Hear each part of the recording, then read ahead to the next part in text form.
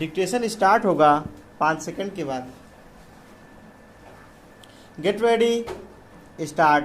राजनीति में अपराध के लिए कोई जगह नहीं होनी चाहिए और अपराध के अंत के लिए हर मुमकिन कोशिश सरकारों को करनी ही चाहिए। इसी कड़ी में गैंगस्टर नेता अतीक अहमद के बेटे असद अहमद की मुठभेड़ में हुई मौत को देखा जा सकता है। उत्तर प्रदेश पुलिस के विशेष कार्यबल की अगर प्रशंसा हुई है तो इसका आधार यही है कि राजनीति या समाज में अपराधियों के लिए कोई जगह नहीं है। उमेश पाल हत्याकांड के बाद से जिस तरह से असद अहमद भागा फिर रहा था, उसमें पहले से ही यह आशंका थी कि अगर मुठभेड़ हुई तो पुलिस अंतिम विकल्प आजमाने में पीछे नहीं हटेगी। पुलिस के विशेष कार्यबल ने मुठभेड़ को झांसी में अंजाम देकर वाकई प्रदेश के अन्य अपराधियों को साफ संदेश दे दिया है कि गुंडागर्दी को सरकार कतई बर्दाश्त नहीं करेगी। मुख्यमंत्री योगी आदित्यनाथ ने एनकाउंटर की सूची के बाद राज्य में कानून व्यवस्था पर एक बैठक की अध्यक्षता की और पुलिस महानिदेशक, विशेष महानिदेशक कानून व्यवस्था और पुलिस टीम को बधाई दी है तो कोई आश्चर्य नहीं।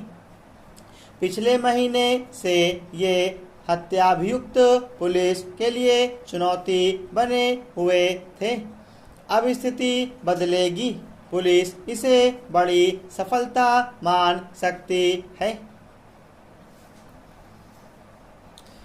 उत्तर प्रदेश के मुख्यमंत्री केशव प्रसाद मौर्य ने असद अहमद के साथ मुठभेड़ की घटना को ऐतिहासिक करार दिया है और अन्य अपराधियों को भी संदेश देने का दावा किया है। अपराधियों के खिलाफ सख्ती उत्तर प्रदेश में नई नहीं है। मुख्यमंत्री की छवि अपराध विरोधी कार्रवाइयों के कारण रही है और इसका लाभ उन्हें पिछले विधानसभा चुनाव में भी मिला था। इसमें कोई शक नहीं कि पिछली कुछ सरकारों के समय अपराधियों का मनोबल ऊंचा रहा है।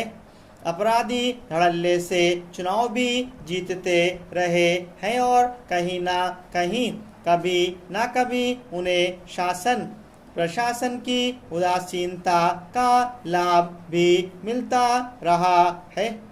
अब अगर वाकई अपराधियों का युग खत्म हो रहा है तो इससे अच्छी और कोई बात नहीं हो सकती। नेताओं को अब तेरा अपराधी और मेरा अपराधी के पैमाने से ऊपर उठ जाना चाहिए। अपराध को जाति, धर्म, वर्ग के आधार पर बढ़ावा देने पर शर्म आनी चाहिए। असली सफलता तो तब है जब ना शासन अपराधियों का बचाव करे और ना प्रशासन कभी उनकी कारस्तानियों से आंखें मूंदे। अपराधियों को आत्मसमर्पण के लिए विवश करना सरकार की सही रणनीति है। उन्हें सुधरने का मौका देना चाहिए, पर जो अपराधी सुधरना नहीं चाहते उनके लिए समाज में कोई जगह नहीं होनी चाहिए। यह हमारा दुर्भाग्य है कि अनेक ऐसे ना सुधरने वाली श्रेणी के आला अपराधी भी भारत में माननीय सांसद व विधायक तक हुए हैं। क्या इसके लिए कोई एक नेता या एक पार्टी ही दोषी है? निस्संदेह भारतीय राजनीति के इस चरित्र को बदलना चाहिए। हर मुठभेड़ की जांच की अपनी परंपरा है, इसकी भी जांच होगी। पुलिस को किसी भी तरह की संविधान विरोधी मनमानी से रोकना चाहिए। जेलों में अपराधियों को सुविधा देने की व्यवस्था का क्या अंत हो चुका है? पुलिस खुद को सुधार ले तो एक भी अपराधी बच नहीं सकता। काश आज बेटे की मौत पर रो रहा वह दागी पिता पहले चेत जाता तो ना बेटे के हाथ खून से रंगते और ना मुठभेड़ की नौबत आती। उस दागी अभिभावक के साथ ही प्रशासन को भी जनता के अभिभावक स्वरूप में सोचना चाहिए कि कानून से खिलवाड़ का सपना कैसे हो।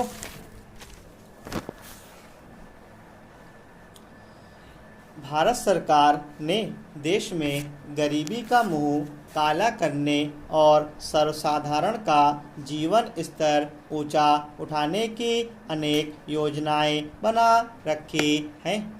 इन योजनाओं को कार्यान्वित करने के लिए पहला कदम उठा लिया गया है। भारत के प्रधानमंत्री पंडित जवाहरलाल नेहरू उड़ीसा प्रांत में संबलपुर के निकट महानदी पर एक विशाल बांध बांधने का शिलान्यास कर दिया। यह 150 फीट ऊंचा और 3 मील लंबा होगा और हीराकुंड बांध कहलाएगा। उससे एक नहीं अनेक कार्य सिद्ध किए जा सकेंगे।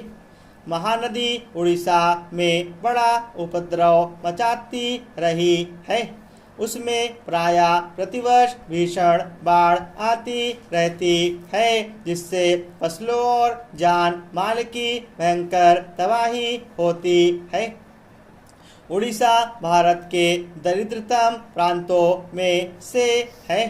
महात्मा गांधी ने उड़ीसा को दरिद्र नारायण का प्रदेश कहा था और यहाँ के लोगों की गरीबी को देखकर ही उन्होंने कुर्ता पहनना छोड़ दिया था और दरिद्र नारायण की वेशभूषा को अपना लिया था।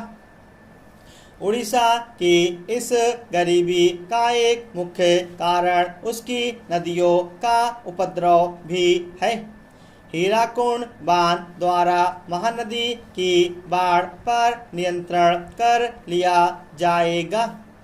उड़ीसा के प्रधानमंत्री श्री हरे कृष्ण महताब के शब्दों में महानदी के गले में एक पाट बांध दिया जाएगा ताकि वह जंगली पशु की भांति व्यवहार न कर सके और उड़ीसा प्रांत के लिए कामधेनु बन जाए। बाढ़ के रूप में नदी का जो जल व्यर्थ नष्ट हो जाता है उसका उपयोग प्रांत की 11 लाख एकड़ भूमि सींचने में किया जा सकेगा। देश की खाद्य समस्या का हल करने के लिए सिंचाई का महत्व सर्वविदित है। यदि देश में काफ़ी अनाज पैदा होने लगे तो लाखों रुपया विदेशों को जाने से रुक जाएगा। इसके अलावा उसके जरिए 40-50 लाख किलोवाट बिजली पैदा की जा सकेगी, जिससे उड़ीसा आलोकित हो उठेगा और बड़े छोटे उद्योगों को सस्ते भाव पर बिजली सुलभ की जा सकेगी। स्टॉप।